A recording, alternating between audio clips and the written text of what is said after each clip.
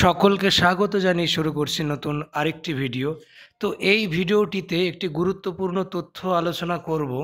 তো এখানে যে নোটিফিকেশান অন স্ক্রিনে আপনারা দেখতে পাচ্ছেন, তো এটা কাদের জন্য না, কর্মরত শিক্ষক যারা রয়েছেন প্রাথমিক বিদ্যালয়ের, তো সকলের জন্য এটা প্রযোজ্য না, তবু আমি বলে দিই ডিটেলসে।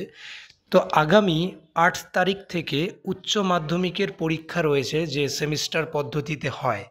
তো সেই উচ্চ মাধ্যমিক পরীক্ষা কেন্দ্র হিসাবে যেখানে পরীক্ষাটি হবে, তো সেই একই প্রাঙ্গণে যেসব স্কুলগুলি ছিল প্রাথমিক বিদ্যালয়, তো সেই স্কুলগুলি এতদিন যাবৎ কি হয়েছে আমরা দেখেছি যে না, বন্ধের নোটিশ এসেছিল। এমনকি সামনে যে 8 তারিখ, সেখানেও কিন্তু বন্ধ হবার নোটিশ এসেছিল।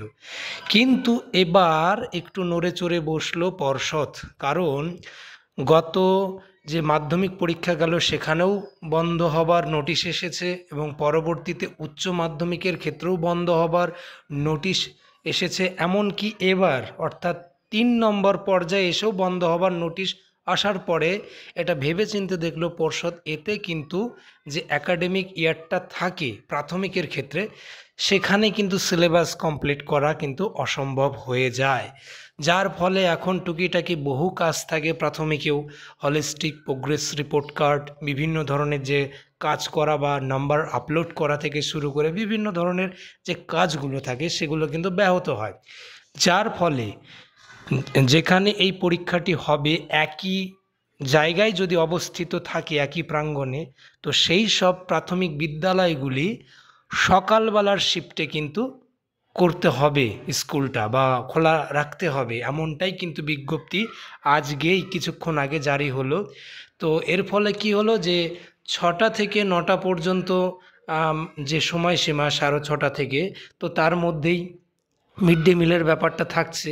তো কোথাও না কোথাও যে একাডেমিকের যে বিষয়টা, সেটা কিন্তু নজর দিয়েই এই সিদ্ধান্তটা করা হয়েছে বলে আমার অন্তত অনুমান।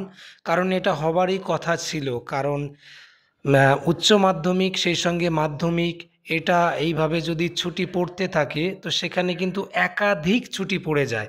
এমনকি আগামীতে পুজোর যে ছুটিটা, সেটা কিন্তু অনেকটাই বেড়েছে, এবার একটানা ছুটি বলা যেতে পারে।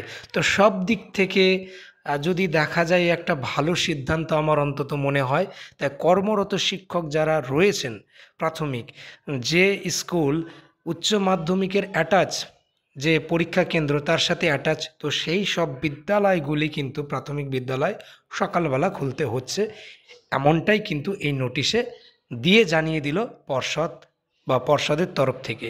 তো এই ভিডিওতে এইটুকু ইনফরমেশন ছিল। এখনও যারা যারা নতুন ভিউয়ার্স, বা এক কথায় যে সমস্ত শিক্ষক মহাশয়, শিক্ষিকা মহাশয়া যারা আছেন, আমার এই চ্যানেলে যদি প্রথমবার ভিজিট করে থাকেন, দয়া করে আমার এই চ্যানেলটি সাবস্ক্রাইব করে আমার এই চ্যানেলের পাশে থাকবেন এই রকম গুরুত্বপূর্ণ তথ্য জানার জন্যে।